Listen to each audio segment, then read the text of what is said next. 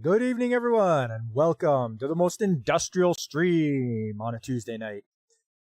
I'm your host, Pop, and for those of you that don't know, this is Trades Talk, and I'm going to be looking through the skilled trades, and we'll have a look at some articles, and we'll have some pictures and videos and all kinds of good stuff showcasing the skilled trades. Well, before I get all of that, I just want to say welcome to you, David. How you doing? Nice to see you. Hope things are going well for you. Maybe you're, hopefully the weather is not so cold where you are, so frigid. I mean, we enjoyed a little bit of plus temperatures today. It was like 4 degrees above zero, so hey, hooray for not being freezing, right? But now we're at the dangerous part of the year where it's melting and freezing. So it turns everything into ice rinks. So we got to be careful about that. Let me check here. I just have to make sure I'm got the right browser picked. Here we go. Let's get into some news here. News across the industry. Sometimes you can see how well the economy's doing by how much, good news there is out there in industry. Professional channel promoter, eh? That's okay. I'm okay just getting by my own. I don't need my channel promoted or anything like that. People that want to come and see me, they can come see me. If not, that's okay. It actually rained today. Okay, there you go. Hopefully that'll take all the snow with it, if you guys had some. Let's get into the news here. Where was it? Oh, U.S. tariffs impact on M&A, short-term pain, but potential long-term gain? Really?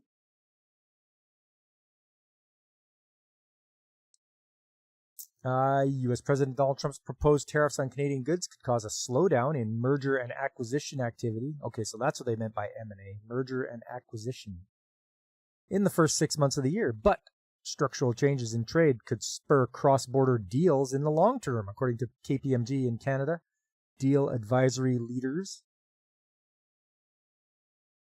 On his first day in office, President Trump issued a memo directing federal agencies to assess trade practices with other nations and suggested 25% tariffs on all Canadian goods would be imposed in February.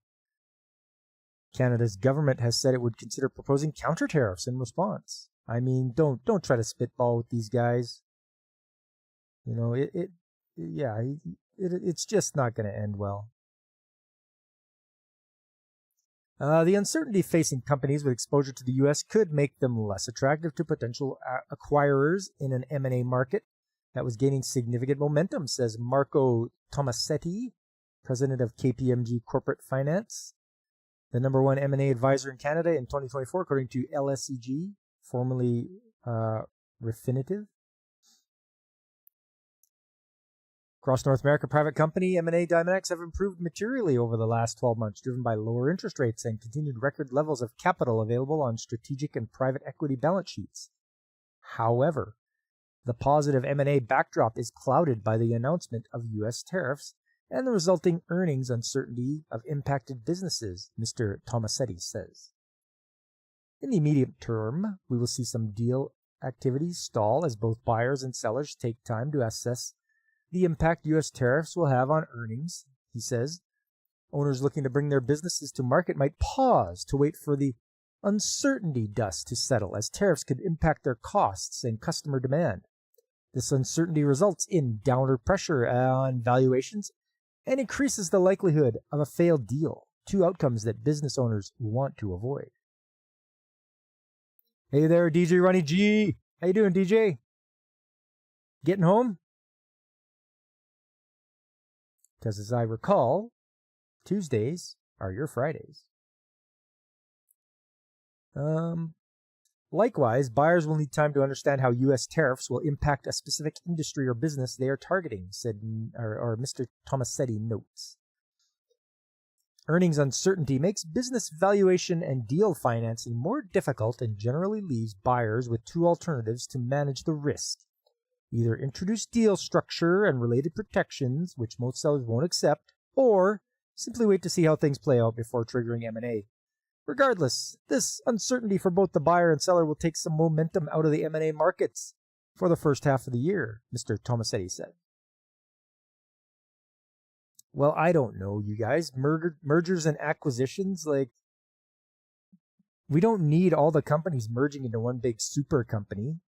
Isn't competition supposed to keep everything in check? You know, fair market. Now, you know what? If you have a monopoly, which it sounds like, you know, when you're merging and acquiring things, you're getting rid of your competition. Seems to me that maybe those should slow down a bit as well. But that's just me talking. Trying to make sense of the whole thing. He notes that despite uncertainty facing many businesses, private companies that are services-based, have low U.S. exposure, or have pricing power will not be materially impacted by tariffs. Owners of these types of businesses are still bringing them to market, and many are generating lots of interest, Mr. Tomasetti says. The pipeline for deals is healthy, and we are seeing in-market transactions generate lots of interest at fulsome valuations. So despite the impact of tariffs on a subset of Canadian private company M&A, momentum remains robust, and we expect a strong year for deals, Mr. Tomasetti says. Look at what happened to Disney when they started acquiring. Yes. Yeah, exactly. They expected Star Wars to be a boon for them, and it is not. It was a big mistake. They thought, oh yeah, everybody will come and see our movies. Everybody loves Star Wars. Yeah, they like good Star Wars. They don't like your Star Wars. So, yeah, and then they bought Marvel, and then they beat that horse to death. It's just insane how much Disney owns. I you know what? I think I have a graphic of everything that Disney owns. Maybe I'll just pull that up. Let's just pull that up. Now that you've mentioned it, the only problem is finding it. I'll find it. Don't worry. No. No.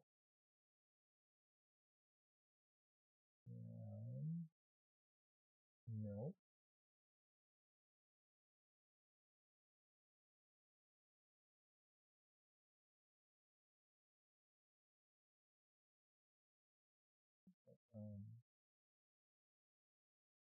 See, I had it here, and the only reason I had it was because I know it can get wiped out. So I have to remember what I had. What did I have it under?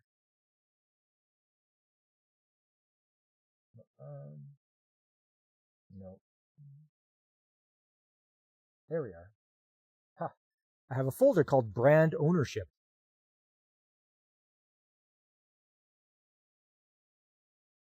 Let's just close that for a second, and there you go. The companies Disney owns. So, as you can see, it looks like Mickey Mouse head. All over here, you've got, in the one ear, you've got Marvel and Marvel Studios and all the things that go with Marvel. Over in the other ear, you've got 21st Century Fox, all the Fox stuff, all the Fox networks, Endemol Shine Group. I've never heard of that before, but that must be like different other countries. Sky, UK, Star TV, Hulu, National Geographic. Then you come down here, that's got Walt Disney Studios, the Disney Music Group, that's its own thing, Disney Theatrical Group, Disney ABC Television Group, Walt Disney Parks Experiences and Consumer Products, so all the parks, even Hong Kong, Shanghai, all those Disneyland, Disney Paris, wow. Direct-to-consumer and international, that's got Hulu and everything over here, ABC, UTV, Software Communication, Steamboat Ventures, I should say, Photo Bucket, GoPro, they've got Chinese holdings, wow. What else they got? Bonavista Construction Company, Reedy Creek Improvement District, Disney Studio Services. They got ESPN and something called Spherio. Disney Youth Programs. They've got all this stuff on the sides. Oops. Got all this stuff on the sides here. Disney Financial Services, Silver Creek Pictures.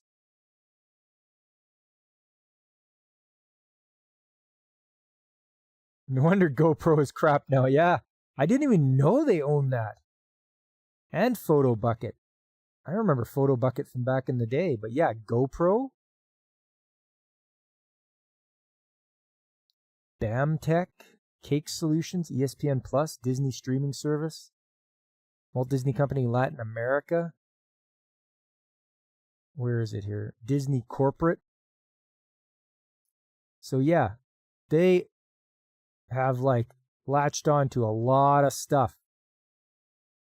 Like, wow, that is crazy. And then all the stuff on the sides doesn't fall into that. Bonavista Street, Burbank, California. Bunch of property places. All these property places. Kelly Management Brothers Property Company, Madeira Land Company, Lake Bryan Incorporated, Maple Leaf Commercial Properties, Disney Realty, Keystone Properties. Oh man. There you go. Like, just super mega company.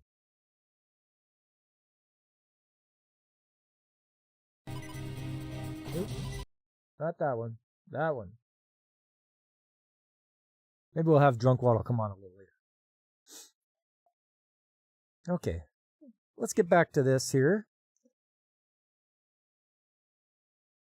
In the longer term, structural changes in trade, such as potential renegotiation of the Canada-United States-Mexico Agreement, or CUSMA, might encourage Canadian firms to consider buying assets in the U.S. to circumvent trade restrictions, says Neil Blair, partner and national leader of KPMG's Canada Deal Advisory Practice. I mean the commercial, David. Old Drunk Waddle commercial he did for me. Looking further ahead, a trade war will spur cross-border deals as Canadian companies and investors consider strategic acquisitions in the U.S. We'll likely see deals where a Canadian entity acquires a manufacturing plant in the U.S. to comply with new supply chain requirements, for example. Further clarity on Canada's political situation and the fate of the capital gains tax increase, for example, will be another long-term catalyst for doing deals in the U.S., he adds. In line with Mr. Blair and Mr. Tomasetti's views, a KPMG in Canada business survey conducted just prior to the U.S. election showed 9 in 10 CEOs of large Canadian organizations are considering making acquisitions in the next 3 years to help boost growth, with 4 in 10 planning major deals. The survey also revealed that nearly 3/4 of small and medium-sized businesses are considering making acquisitions. Why not do more R&D and make your stuff better instead of buying other companies and buying their debt that comes with it? It usually doesn't end very well. In this new era of Canada-U.S. trade relations, KPMG's deal advisory teams are advising acquirers and sellers to consider the following. Conduct an impact assessment.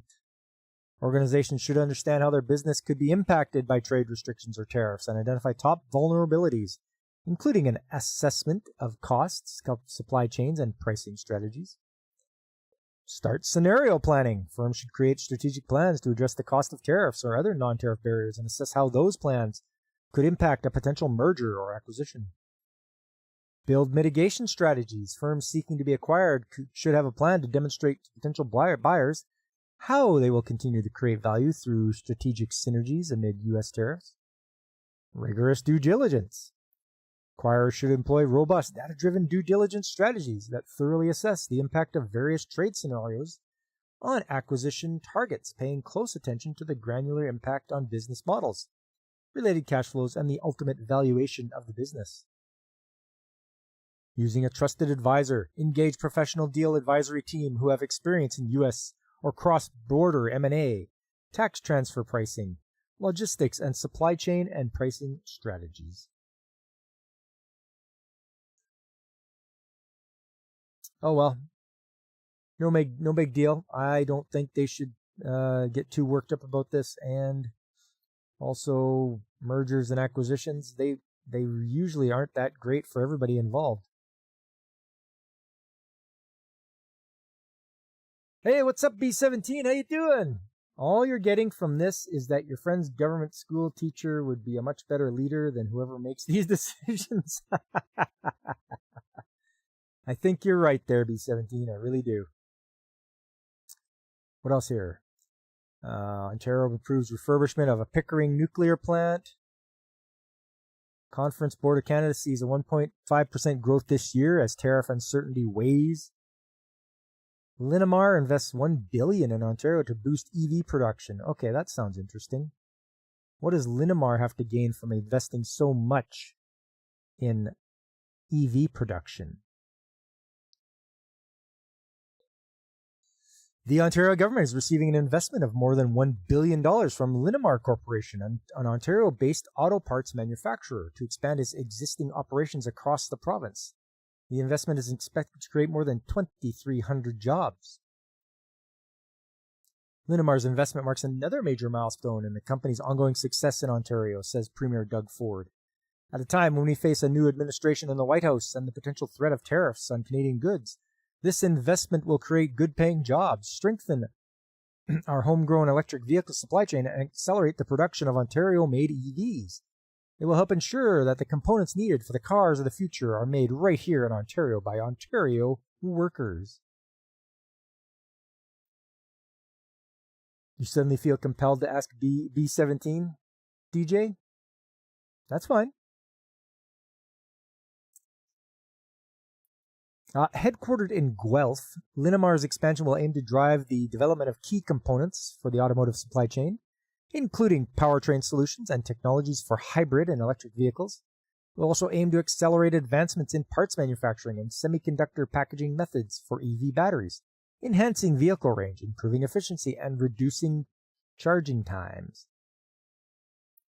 As part of this investment, Linamar says it also intends to expand the production of e-axle systems, a component of modern electric and hybrid vehicle powertrains used in various vehicles, and support ongoing advancements in developing hydrogen fuel cell and battery storage technologies.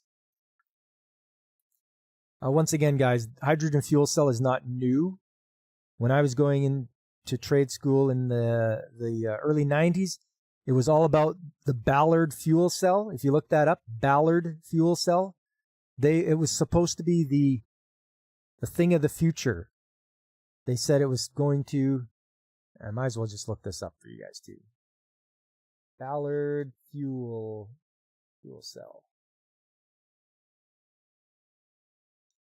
These guys were the ones that were going to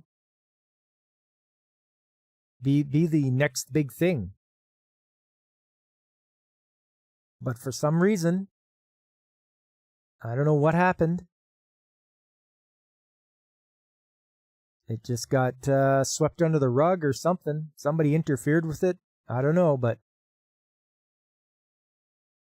not Ballard from Microsoft, David. No. Completely different company. It might even give us a little bit of history here. And we can go back here. Just grab this and slide it. So in 1992, but their history goes back a little further than that. Okay, it goes back to 1979. They were already looking into high energy lithium batteries in 1979.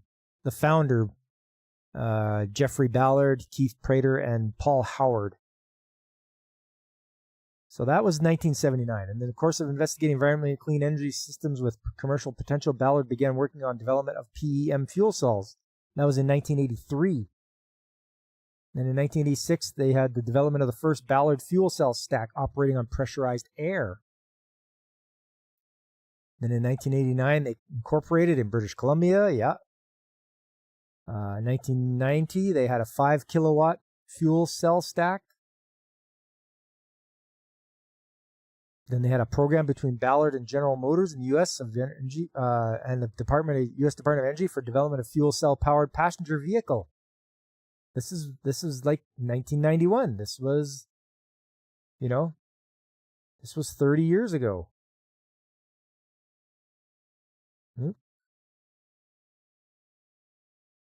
Then they developed a 90 kilowatt fuel cell engine for transit buses.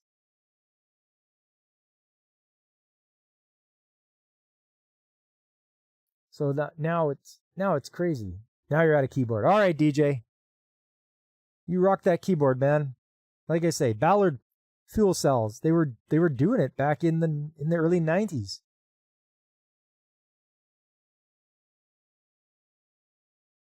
Collaboration between Ballard and Daimler-Benz for development of compact high-power density fuel cell stack.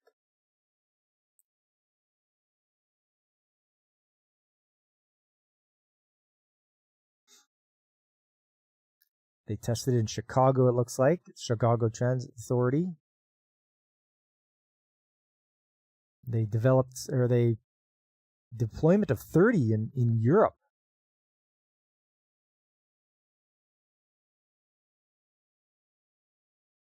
You feel This is what he's going to ask you, B-17. He feels compelled to ask you about how you feel about the Norden bomb sight. Here was less effective than many thought as the plane equipped with said piece of equipment. Do you have any thoughts? The buses running on the Ballard fuel cells surpassed 1 million kilometers. Okay. Oh, this is what happened. Here you go. 2008, Ballard divests automotive development division to partners Daimler AG and Ford Motor Company. So pretty much, I think that means when they divest something, doesn't it mean that they sold it off to them? So they're no longer involved. It's now Daimler and Ford. Okay, they deployed some buses for the Winter Games. Acquisition of Dantherm Power, which became Ballard Power Systems in Europe. Signs long-term engineering services contract to advance Volkswagen Fuel Cell Automotive Research Group. 7th generation HD module. Formed with, they formed a partnership with some brand in China. And another one. First fuel cell company to power buses for more than 10 million kilometers. Okay. Ballards and Siemens sign a 9 million multi-year agreement.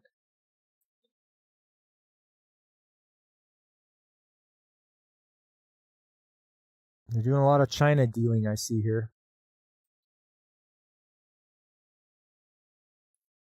Fuel cell electric vehicles powered by Ballard have now driven 50 million kilometers. High performance fuel cell. Launch of FC Move TM announces 100 million kilometer milestone. Yes, yes.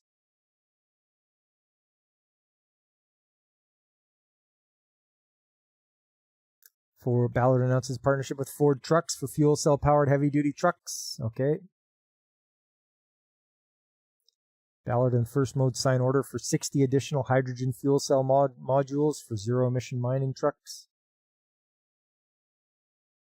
And announces $40 million in DOE grants to support build out of integrated fuel cell production gigafactory in Rockwall, Texas. Announces the largest order in company history, 1,000 engines to power Solaris buses across Europe. If they're doing so well, why is their stock at $1.97 on the TSX, and on NASDAQ it's $1.36? Your company is doing so well selling things. And I think, so are there fuel cells in any actual vehicles? That's what I'd like. They looks like they're in like buses and trucks and such, but I don't know. Passenger car stuff, I think they've sold it off to Ford and Daimler. Because I don't see anything like market application: bus, truck, marine, rail, power generation, off-road, and material. They're not doing passenger vehicles. Like, it's all public transit. This is bizarre. So this is what I mean by they've been stymied, like they've been stifled. You get this order for many thousands of engines, and your stock price is $1.97. Like, honestly. So something's going wrong. Something's fishy here. I don't like it. I think there's something has really, well, obviously they're going to stop anything that's a real improvement for every person's average car. Look at that. You can just click them together, it looks like. You want more? Just click them together. But like I say, they don't have them for just your average consumer car.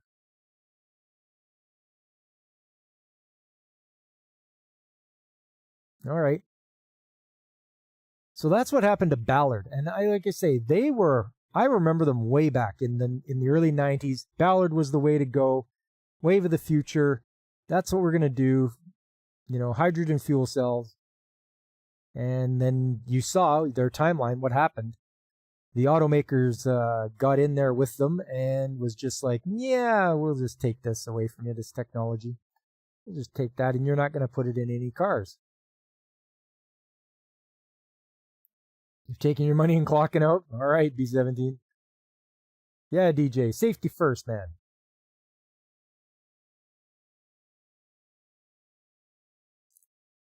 In support of this investment, Ontario, the government is taking the people's money and providing more than $100 million in funding through Invest Ontario. So yeah, they're gonna use the people's money again.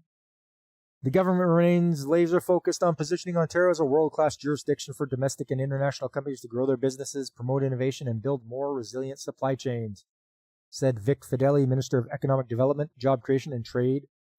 Linamar's billion-dollar investment will not only create thousands of new good-paying jobs for Ontario workers, it will catalyze economic growth and reinforce our continued commitment to the province's key sectors. Since 2020, Ontario has received over $46 billion in new investments from global automakers, as well as EV parts suppliers and components manufacturers. Okay, well, you do what you got to do, Linamar. You invest your $1 billion in Ontario. Trudeau concluded Poland trip with a nuclear energy cooperation deal with PM Tusk. Okay.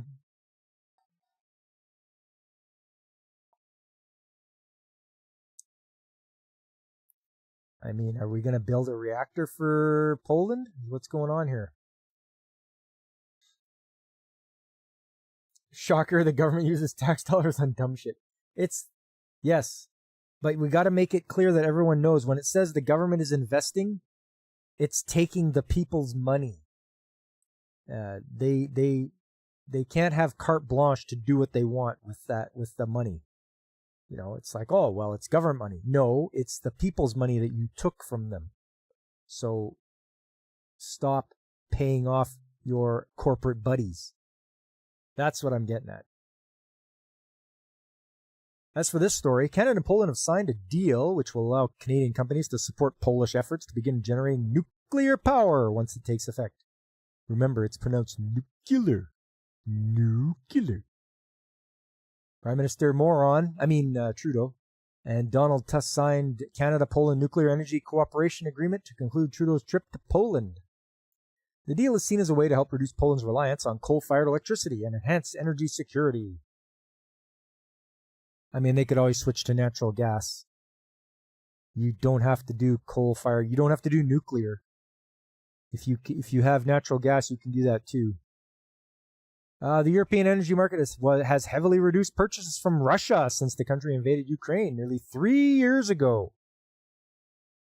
Earlier this month, Canada and Poland signed a General Security and Information Agreement.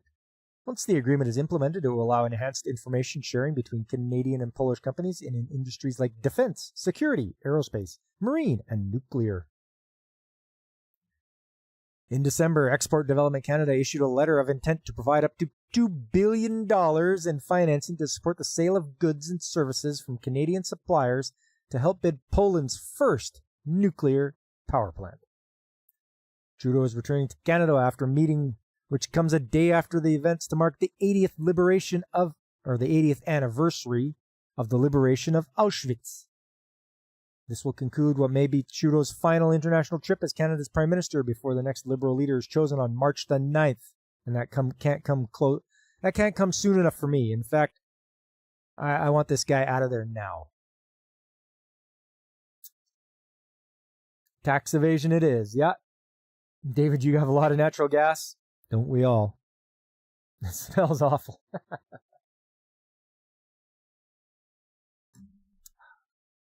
Poland expects to begin construction of its first nuclear reactors next year, with the plant beginning to produce power in 2033. Geez, it seems like an awful long time. 2025 now, 2033, that's 8 years. Oh, I guess. I'd rather they take their time to build it than don't rush it. Otherwise, we have another Chernobyl. We don't want no more Chernobyl, comrade. Is not good. And that's the news from Plant Magazine. Let's move along now. Hey, Godzillionaire. It's pronounced nuclear. It's pronounced nuclear. Yes. Let's move along. I found this article from the Chilliwack Progress. That's Chilliwack's a city in British Columbia. It's pronounced toaster. Toaster. Yes. For grade 12 students in British Columbia, spring is the time to celebrate high school graduation and consider future career opportunities. While some in the graduating class of 2025 may have already decided on a career pathway, there is those still uncertain about their future. Finding a career that aligns with your interests, fits your natural skills and abilities, and provides advancement opportunities and stable income are all important considerations in making the right choice. One challenge is finding out where to go to conduct research and learn more about career options. In this province, TradeUp BC is an online hub that supports experienced trades professionals and employers, a one-stop shop with information about trades training, opportunities available at public post-secondary institutions around BC, including professional development offerings, micro-credentials, and short-term training. TradeUp BC recently published a list of 5 reasons why grads should consider a career in the skilled trades. We watched a video this week of a brick resurfacing machine that grinds off cement from reclaimed bricks. Oh, there you go. Use them over again. That's all right. Saves you on having to purchase more. Oh, you're commenting on the picture. There you go. It's a bricklaying competition, it says.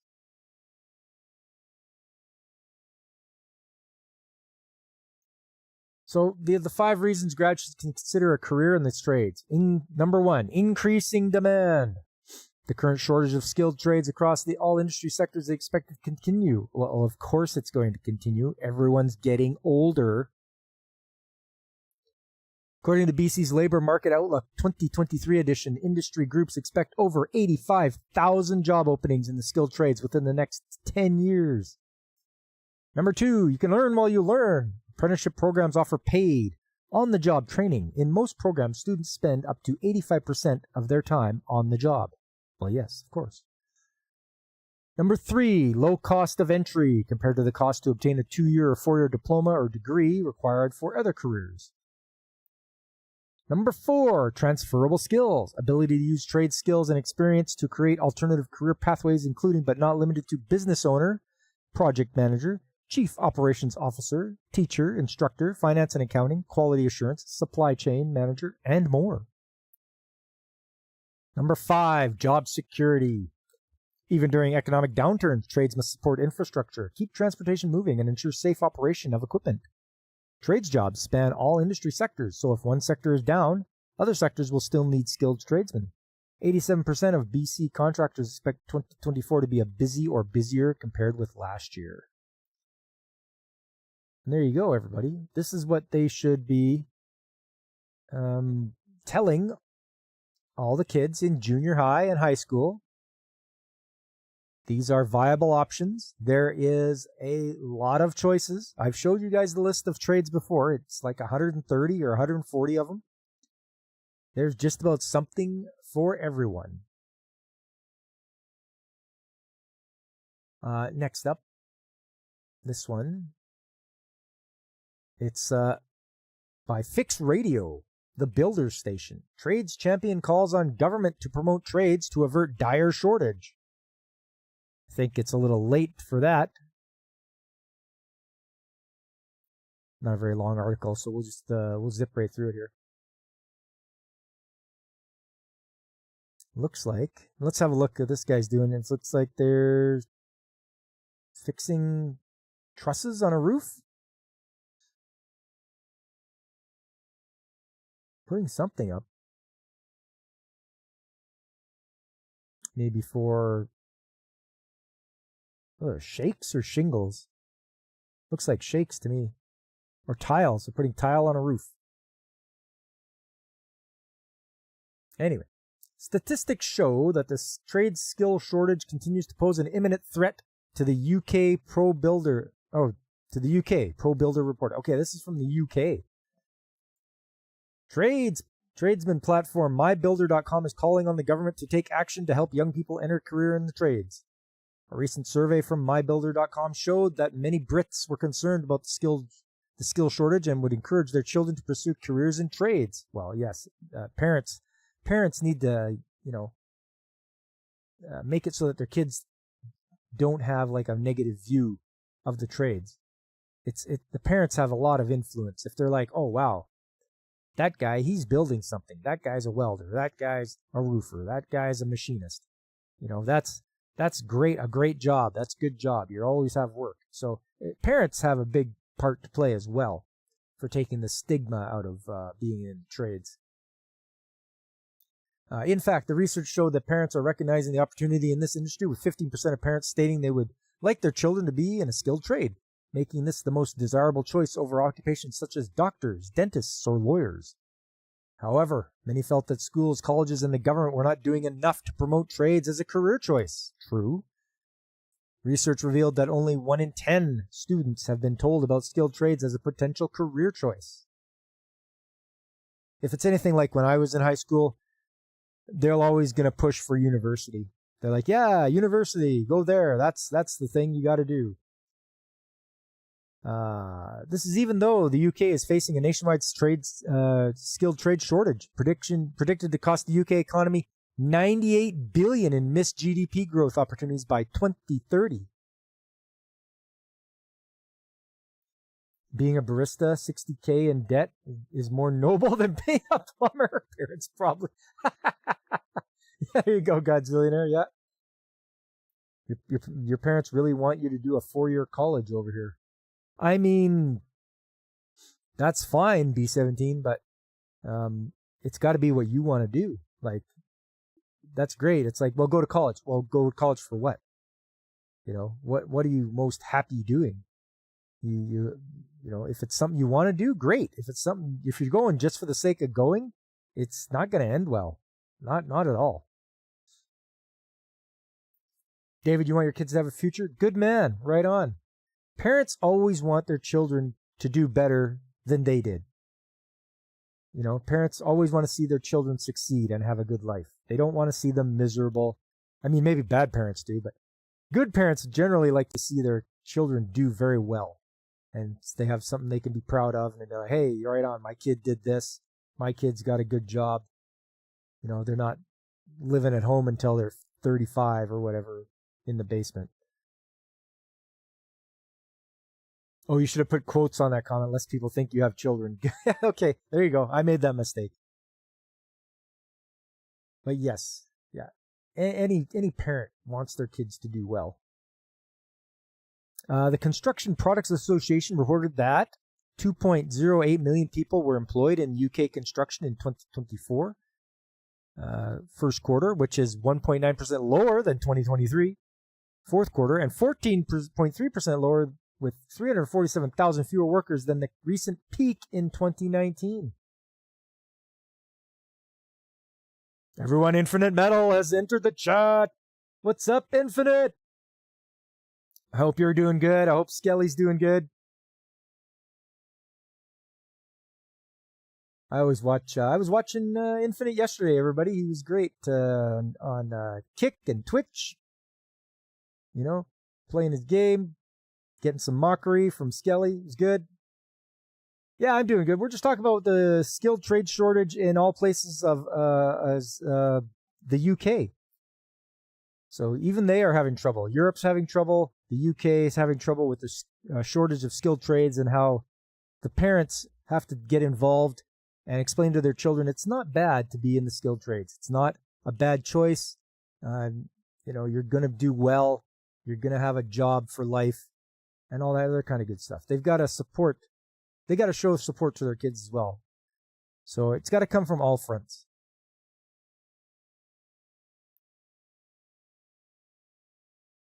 Yeah, there's a few clear reasons for all that. Not a singular reason, but a few clear. Oh, yeah. 100%, man. You got her. Yeah, we'll finish up the article here, and then we'll move along, because I've got pictures, I've got video. You thought Europe was importing a bunch of future doctors and lawyers? Is that not working out? Yeah, Godzillionaire. Yeah, from what I've seen on the news, I don't think things are going very well. I actually heard there's a lot of no-go zones in Sweden. Places where cops won't even go. So they've got to get themselves sorted out over there. It will be picture time, David. You betcha. Let's finish this up here. The shortage affects not just existing homeowners who wish to repair, improve, or extend their homes, but also the construction industry as it works to meet ambitious targets for building new homes. The lack of encouragement to enter the trades is surprising, as not only does the UK desperately need more people working in the trades, but it can also provide a well-paid and reliable career. This is true. Training on the job, no student debt, flexible working hours, and good rates of pay are just some of the benefits of a career in the trades. Yet many young people are still not considering it as an option. This is unfortunate. The stigma of being in the trades really has to be tackled here. Andy Sims, a construction expert at mybuilder.com, says the government must take action to encourage schools and colleges to promote trades as a career choice. Yes, they do. We hear from many of our tradesmen that they knew about careers in skilled trades because it was a family business. A friend had started training. However, few were told about it as an option at school, a travesty when there is a national shortage and finding work after education is challenging. Working in the trades is very rewarding and offers so many benefits. There is no need to get into student debt, as you can often get apprenticeships, and there's so much opportunity to get to go self-employed or work flexible hours. Yes. Going to college or university, you will be deep in debt when you come out at the end. Going to trade school, you will not be in debt unless you're an idiot. Because I went to school with guys who went and got student loans, and they just wanted to party. They're just like, yeah, I got all this money. I'm just gonna go get pissed up, right? So they did that, and I'm just like, I did not go and get a student loan. I just had money saved up, and I was able to pay for it as I went. And I had to work at the same time, so it was a little bit rough working and going to school at the same time. So they're importing a bunch of Jewish people? Not quite B-17. They're importing a bunch of Middle Eastern and African people, like lots, like more than they can handle. All right, well, that's it for that one. Let's hit up some pictures. I got pictures here. I got pictures. I got video. We'll get that all set up here. Boom. Find it. Today's date. That's it. We'll do that and this. Yeah, actually, before I get the picture time, let's go to have a commercial. Hey there, everybody. How are you? Well, I don't always play video games, but when I do, I make sure to safely make a safety save in a safe environment.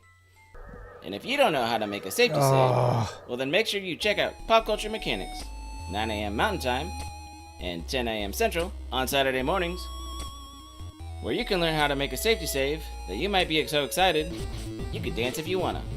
So, come on and check out Pop Culture Mechanics on Saturday mornings. Going to see you there. Bye. Finally! Yes! Whew! My God! Hey, and we're back. Yes, that was Drunk Waddle. He helped me out. He helped make that commercial for me. That was really nice of him. I really appreciate that. And it is a penguin Muppet. Yes, it is. That is our good buddy. Everybody loves Punk Waddle. He's our penguin positivity guy. All right, let's. You were hearing some of the old lines from decades ago, convinced tradesmen with good jobs to just not teach it to their kids either, even when they knew they had good paying, fulfilling jobs. Yeah, that's crazy, eh? Cool Penguin, yeah, Infinite. Yeah, Punk Waddle, he's a cool guy. I like seeing him out there on chat and YouTube and all that. Oh right, pictures. Boom. Okay, so last week there was this, and this valve. It's a 3-part valve. As you can see, it's held together. It's got the separation. It's got that piece. It's got the body here, and it's got the 2 end parts. It was leaking. So it was leaking out of the packing, I believe. So it was up to me to disconnect it and pull it apart. I mean, we just swapped it out with the one that was good, and I just took this back to the shop and took it apart. So I did that. Oh, thanks for putting the link in there, David. That's great. Yes, if you haven't subscribed to Punk Waddle, why not? Couldn't hurt. He's definitely a penguin that has lots of positivity. And his ponderances are as well. So, taking the valve apart, I can see the faces here. Pretty ugly looking. So that didn't help. So I had to clean that up. I used some Scotch-Brite. That was the top of the valve with the handle removed. You can see there's a lot of debris in there. So that has to be cleaned up. That had to be cleaned out. And then this is the other side. So you can see there, just this is an old valve, a lot of corrosion. There's the main body looking in there, and there's they call it a ball valve because there's the ball inside here. And it seals up against these seals here, these carbon seals. And that's the other side. And it's got the name on there. Godzillionaire, you'd be proud. Look, no camera flash. You can read it. It says Habonim. Yeah, there's the top there. All that debris. I had to clean that out. There's the stem. So this is what I pulled out of there. So this part is this part here. Is out of the body of the valve now, and I wanted to take some pictures of it because it looks like this stem is really worn and it has lots of wear on it. So I believe I took another picture. Yeah, I rolled it around 180 degrees and took a picture of the other side. That is a lot. That could be a reason why it was leaking, because all this this marring, or whether it was eaten away by something. Yeah, it's got to, if you don't flash the data plate, you can't stall for half a day waiting for bound pictures. Your nemesis, eh? I believe this was the other. No, I think, yeah, there's the packing. So packing can be, yeah, David, yeah, exactly. It looks eaten up, doesn't it? I mean, look at that. That's pretty bad. I was not prepared for that. When I took that out, I was like, oh yeah, this is bad. This is gonna mark up or eat. It's gonna eat the packing is what it's gonna do. It's gonna rub against it. And here's the packing. Now packing can be like Teflon or graphite, all sorts of other kinds of polymers you can use. Depending on what you're pumping through, that has to be compatible with the gases or liquids that you're pumping through there. Viton or EPDM. Viton so we'll run Viton for carbon disulfide, and we'll run Gylon for hydrogen sulfide. And I think also graphite for hydrogen sulfide. And I believe these ones were, no, I can't.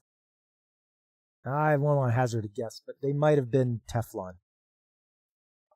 You have a box of horribly threaded wood screws that you send to local mechanics or construction workers as a big joke.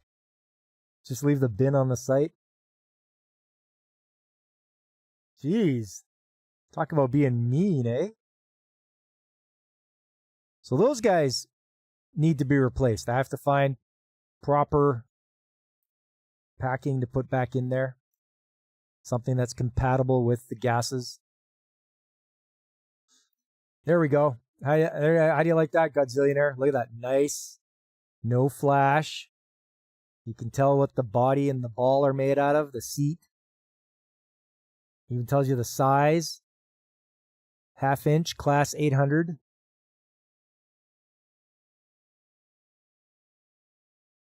Look at that. That's a beauty. That's a beautiful picture right there. Then that's I believe that's the Sharp one. Anyways, yeah, he's held together. The Habonim one is held together by some Allen head screws, as you can see here. Allen head screws. Then you have the Sharp valve. To give you all the info, you can't make excuses. Come on, man. Help me out. I've learned, okay? I've learned over the years. This one's not as one might have been a little older. As you can see, it's a little harder to read, but good thing I got a good camera. Good old Canon camera. This isn't from a smartphone or anything like that. This is a Canon camera, an actual real camera. Lens, shutter, all that kind of stuff. It's got good zoom. And most importantly, it's got clear focus. So you zoom in a bit closer and you can see the size, the body, what the ball's made out of, the seat. Yeah, the seal it even tells you what the seal's made out of. PTFE, that's Teflon. I think that stands for like polytetrafluoroethylene or something like that. Godzillionaire, you agree with me on that one? This one even gives you the max temperature, 500 Fahrenheit, max pressure, 1480 psi. So pretty darn good valve. We don't put anywhere near that kind of pressure in there. I think the most we get is like 300 psi. Yeah, that's about it. And you can see this one's not held together by Allen screws. This is just bolted through. It's got 4 bolts going through it. Just crushes it together. There's I believe there's graphite seals between the two. Correct. Most people don't know Teflon is a trade name for PT. Yeah. What is it? DuPont? Is DuPont's name? It's either Dow Corning or DuPont that makes quote unquote Teflon. But yeah, it's just polytetrafluoroethylene. And there's the connection on the one end. The other one, this is a male connection. The other one was a female connection. So, a little bit different valves. This one had has a bracket on there to hold an automatic an actuator. So an air-powered actuator turns this valve on and off. It's DuPont. Okay, thank you, Godzillionaire. And then the other day, for those that don't know, this is a pressure relief valve. Sorry. Yes, it's a PRV. Or pressure safety valve, pressure relief valve. Did you just assume the valve's gender, you bigot? It is, damn it. There's only two.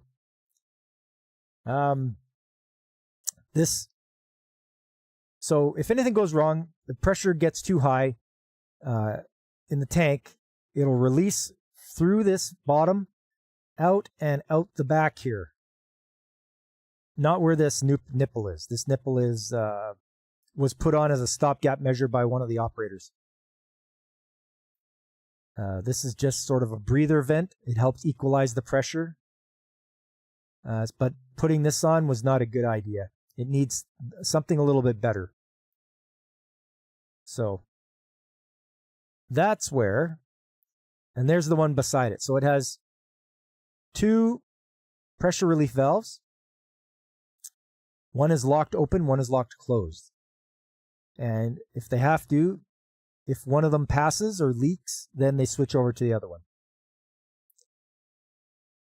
And you can see this one has just a plastic plug. These things need to be removed when they're put into service. So whoever put this one on did not remove this plug. And now it rotted in there. And you can see there's a lot of rust. So this is not good.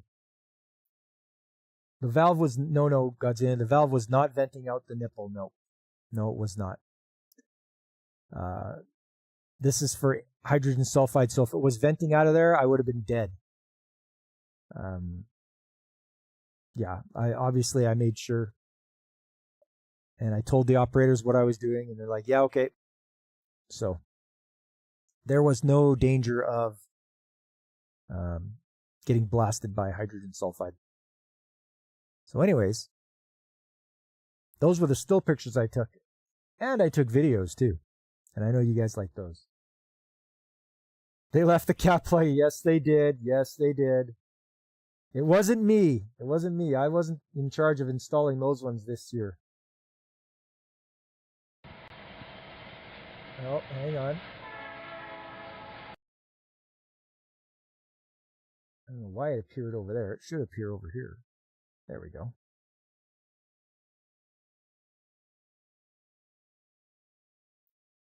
All right. Okay, you guys can see that okay? All right, here we go. Ready? Here we go. Let's see what goes on here. Remember, I'm holding the camera in one hand, so I'm trying to work one-handed.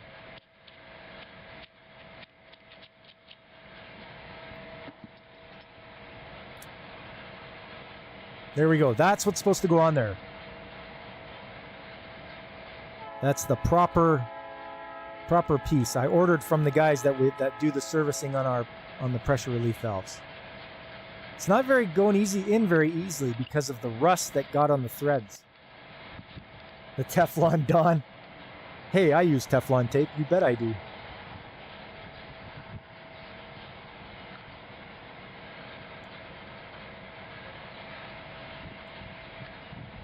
Okay.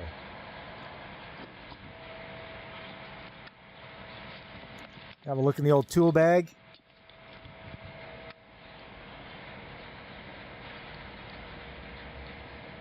This thing is so rotten, it's just breaking off in pieces. This is terrible. I really gotta invest in a GoPro and a chest mount or something. I know. Where could you get one of those? You can smoke massive amounts of weed out of that.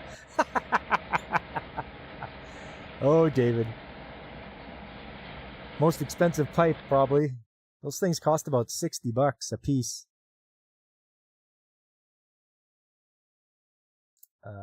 That was just the first one. I got more. I've got more. Don't worry. So I stopped the camera and I went and got a 1/2 inch tap to clean up the thread. Those threads are terrible. They're awful. So I'm like, you know what? I'm going to clean the threads up. Because that's what you have to do sometimes, is put a tap in there and clean them out. With some rapid tap. Lubrication always helps.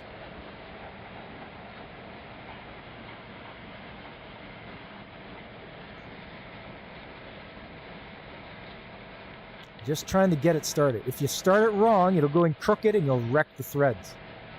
You have to try. They're already there. They're pre-existing. So you have to try to get it in just the right way. You got to start following that first thread. And I was having a hell of a hard time trying to get that started. So I had to put the camera down and just work at it to get it just even started.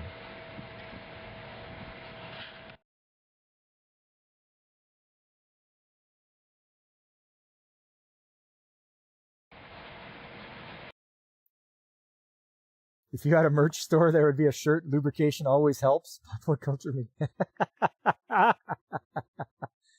Sweet target, buy a dinner. Oh yeah, you know it, David. Sometimes you gotta get a little bit, a bit nice with it. And that merch store, Godzillionaire, yes, I would do that. But I would also do one that says, always make sure you do safe to save.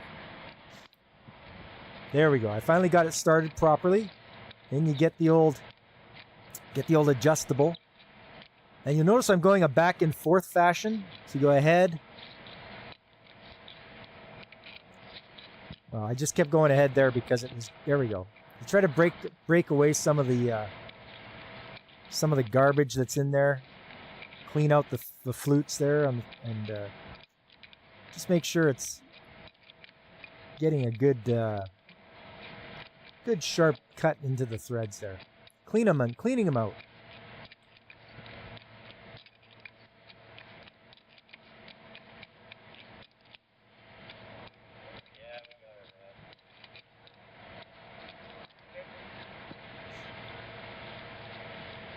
There we go.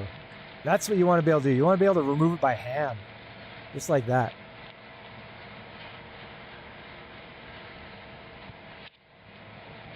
Stick the old finger in there. Make sure it's good. Once again.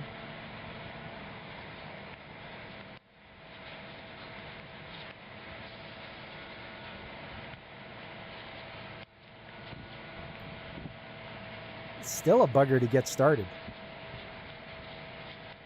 There we go.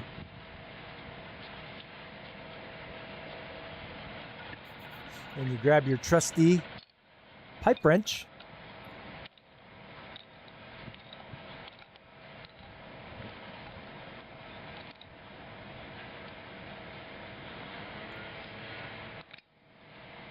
And it doesn't have to be super tight. It's just meant to equalize pressure and get them on both.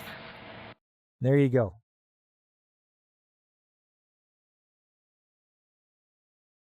And that's what I got. That's what I did the other day. Fingering a watery hole. It's oily, kitty bear. Oily. You need that lube. I got to make that shirt up. Lubrication always helps. But yeah, that's what I did as far as fixing stuff up this week and a little bit of last week there with the valve rebuild. Yeah, I don't think... Oh, right. If you guys were here last week, you might have seen this, but this is what that valve looks like when it's in operation. So here's the air-powered actuator on top here, this blue thing. Very simple. One airline going into it up here, and it just opens and closes the valve down here.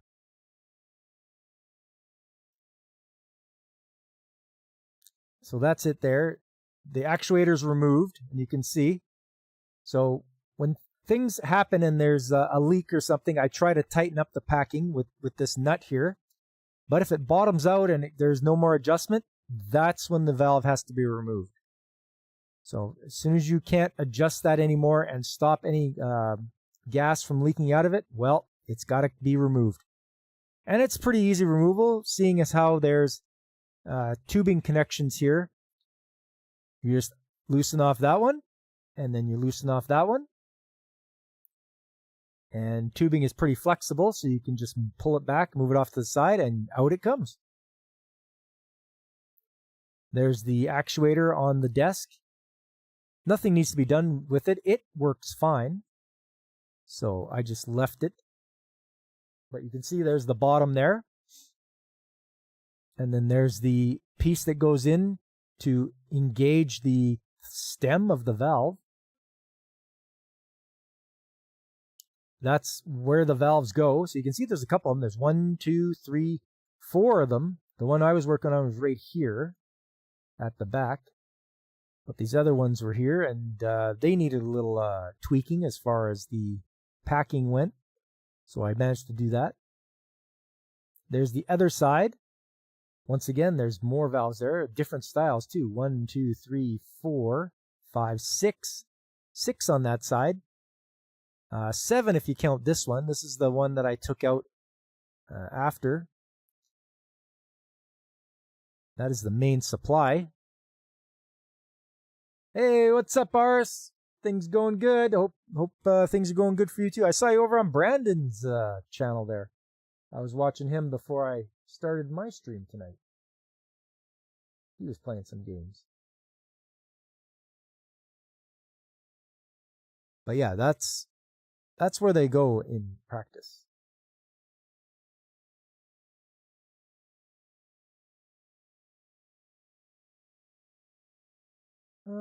Checking. Wonder if I had anything else for you guys.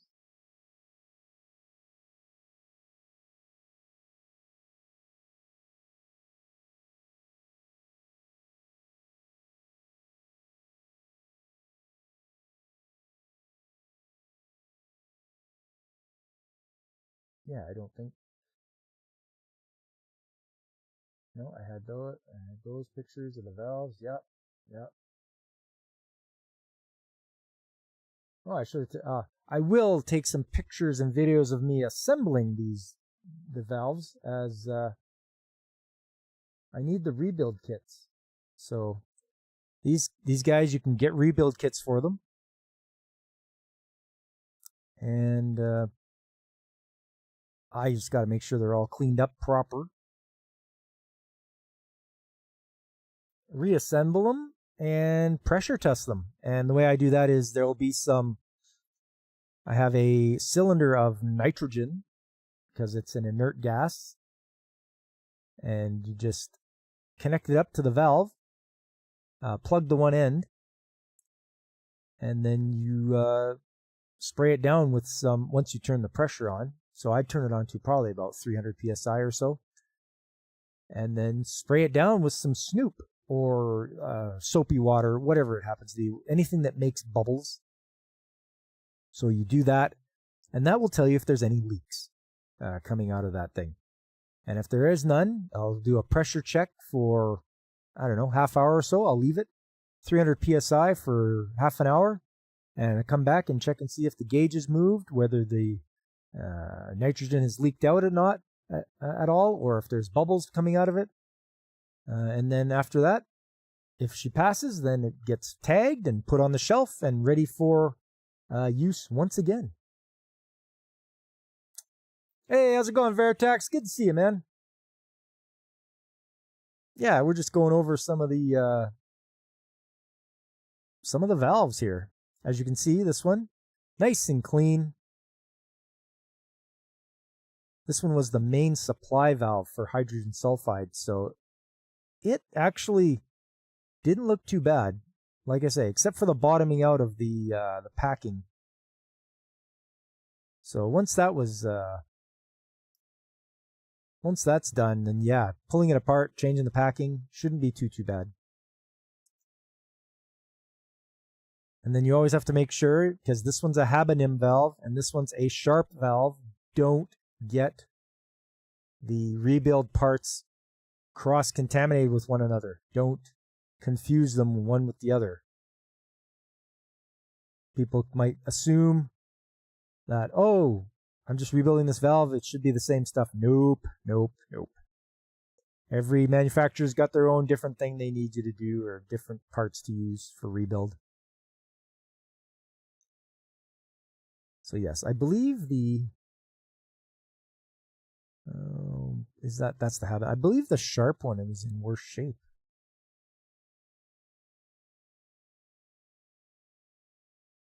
Yeah, this one was in worse shape. The Sharp valve was in worse shape. It had the bad stem. This one, that's all gnarled and mangled. Like, I don't know what happened. Maybe just years of back and forth. Because I don't think it was changed since 2019. So we got a lot of years out of it, and it got neglected a lot. But I think we're going to fix that up now.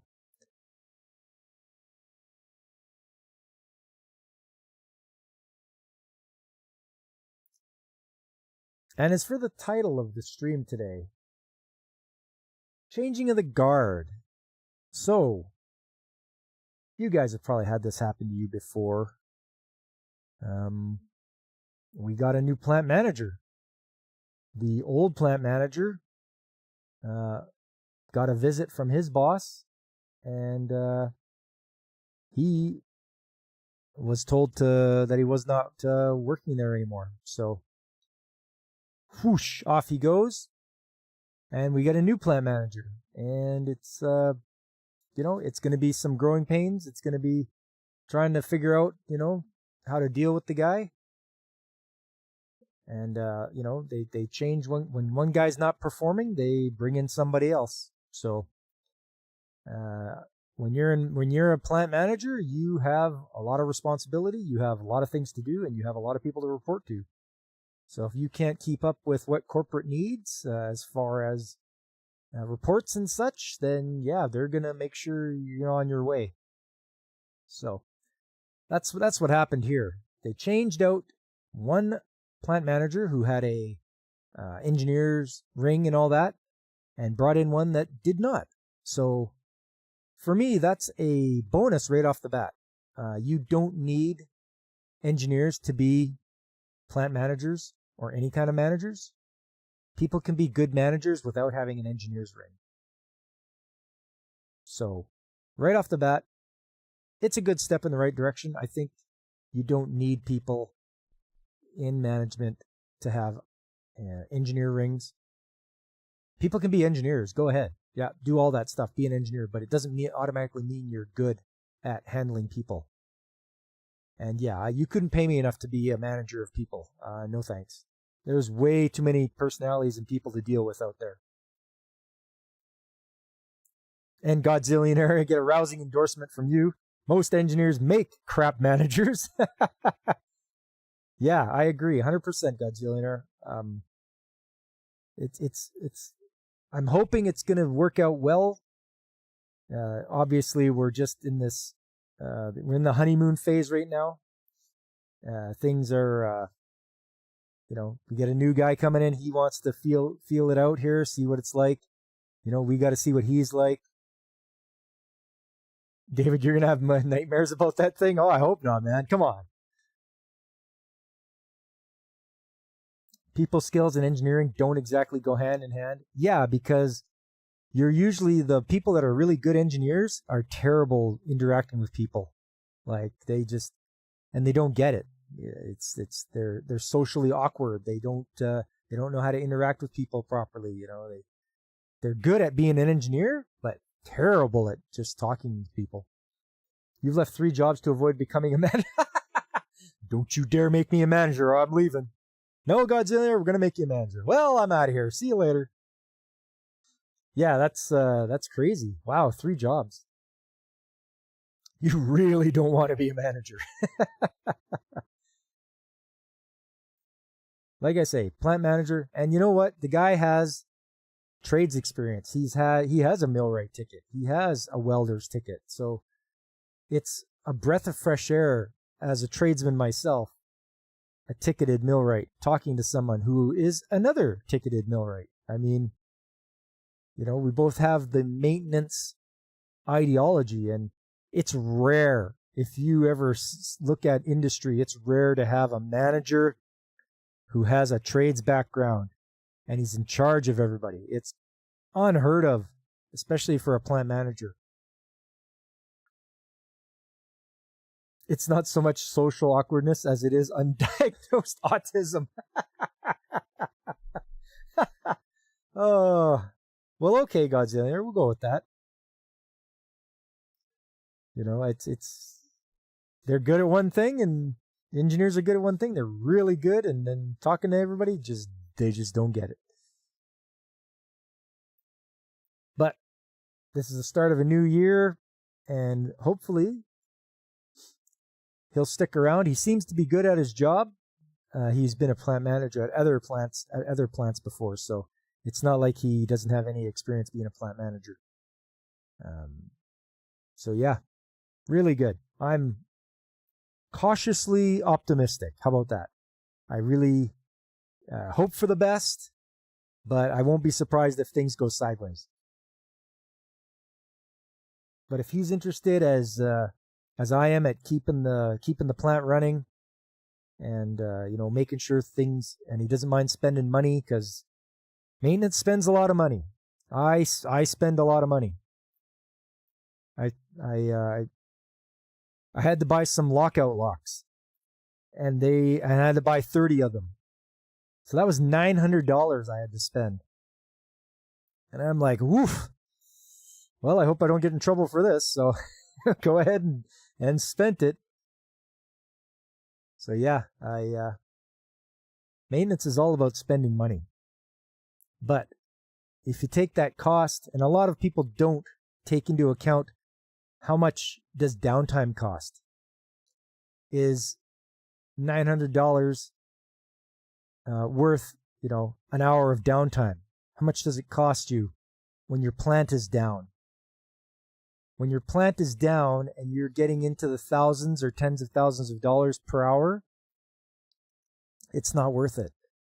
Up in the oil field, places like Petrocan and Shell and all that, they have downtime into like the hundreds of thousands of dollars, maybe even the millions per hour. They can't afford downtime. They will spend, $50,000 in the blink of an eye. Like, oh yeah, that's nothing. We got to keep going, because if you're down for an hour, it's $1 million or more. So yeah, $900 is cheaper than someone getting electrocuted because they didn't lock out. Yeah, exactly. That's right, Godzillionaire. I just use that as an example of as how expensive they are. They're like $30 for a lock. It's crazy. But yeah, I spend a lot of money. Bearings are not cheap. You're talking a couple hundred for a bearing. Just a simple anti-friction bearing, and you're spending a couple $100. It's like, well, we need it. Shutdown's coming. We're gonna need this stuff. Any of the big stuff, I have to get approval. So anything over 10 grand becomes the plant manager has to get involved, and then they have to pass it up the chain of command. So I can spend a lot of money.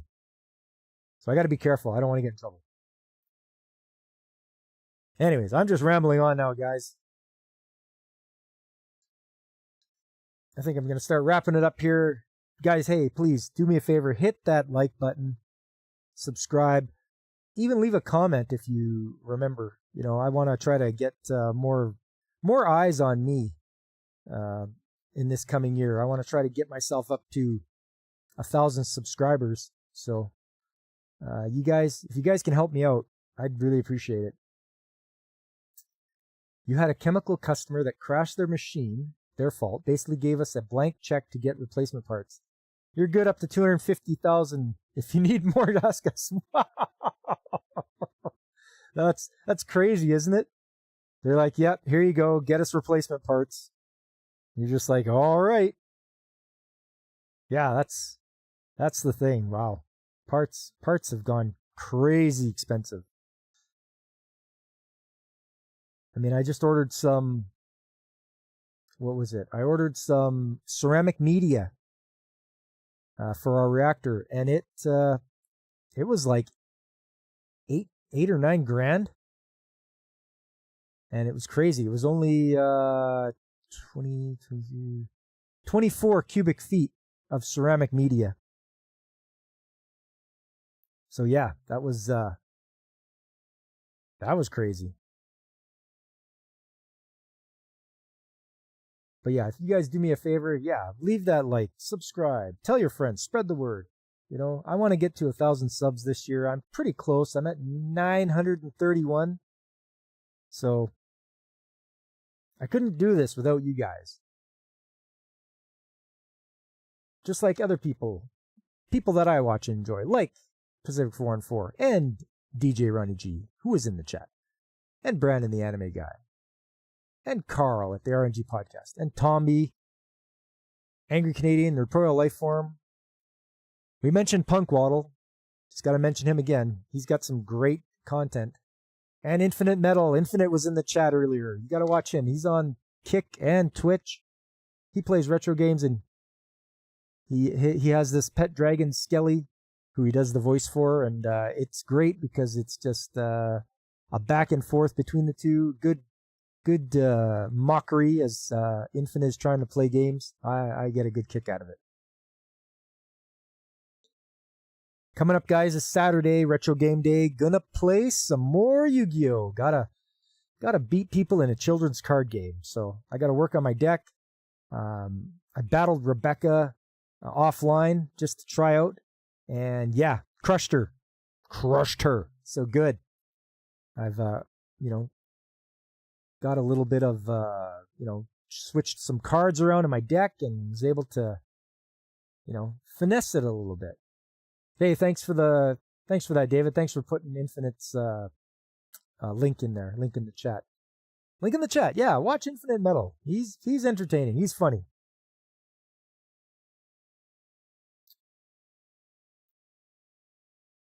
Yu-Gi-Oh! Gotta catch 'em all. Oh, wait. Almost. The power of friendship. That's what that's all about. And then Sunday Anime Chat. Join me if you're an anime fan for a new theme of the month for February. It's going to be all about the time travel. We're doing time travel anime. Come and see some of the classic shows, some you've never even seen or heard of, and maybe some of the familiar ones. And I'm always open to suggestions from you guys as to what you think a good time travel anime is. Because, I share with you, you share with me, we both watch the shows, and we get more enjoyment out of it. That's the way it is. 'Cause I love my anime. And then on Tuesday, once again, we circle back around here to Tuesday, more Trades Talk Tuesday, more talking about the skilled trades, more pictures, more videos, and, answering your questions about the skilled trades. And like David Glenn says, let's do the time warp again. That gives me an idea. Maybe I should throw that in there. But I don't know. Probably get copyright for that. Get struck.